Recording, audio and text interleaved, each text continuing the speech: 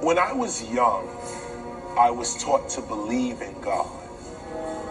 And I grew up with a belief in God, that there was an intelligence that governed my life, that I could not see, that was vast and beyond my human understanding, and it was comforting.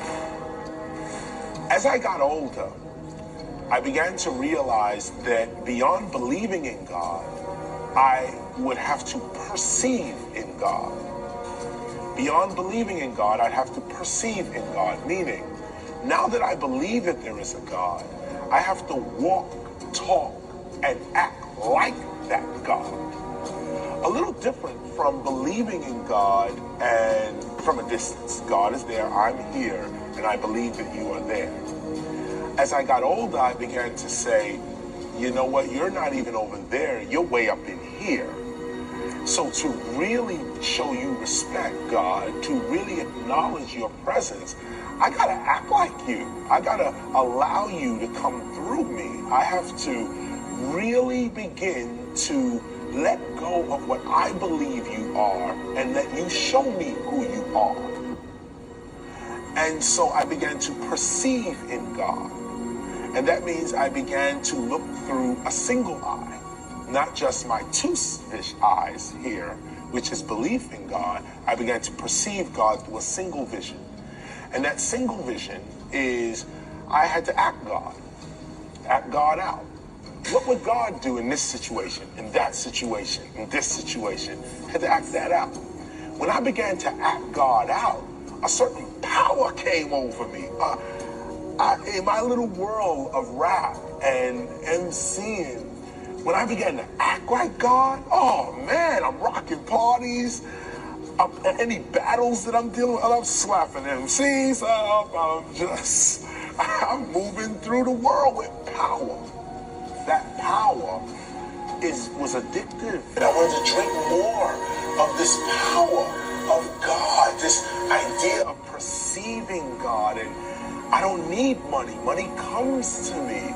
I don't need help. I drink poison and I'm still alive.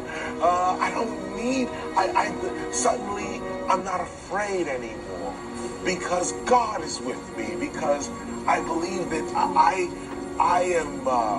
I perceive that there's no more me. There is only God. And now I have a power, and that power became addictive. And that addictiveness made me drink more of God.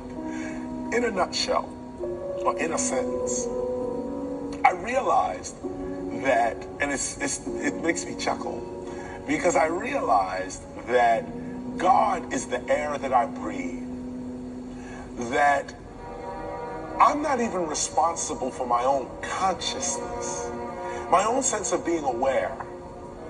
I'm not responsible for that.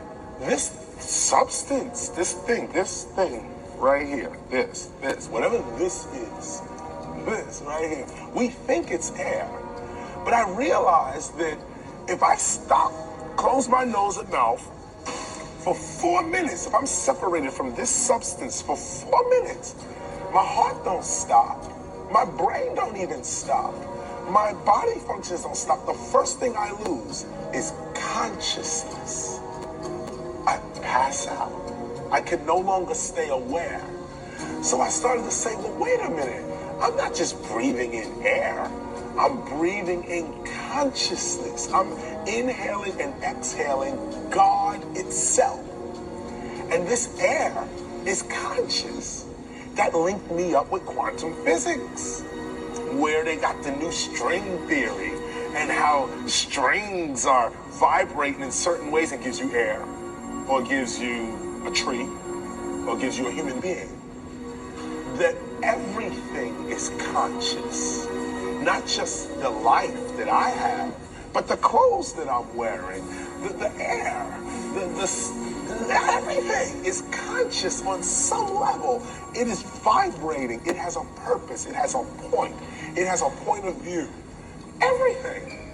So I began to see God as everything. Everything is God.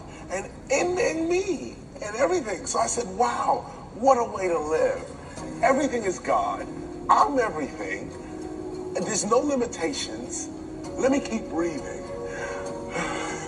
Let me just keep breathing and just keep breathing and taking in what the conscious universe is trying to tell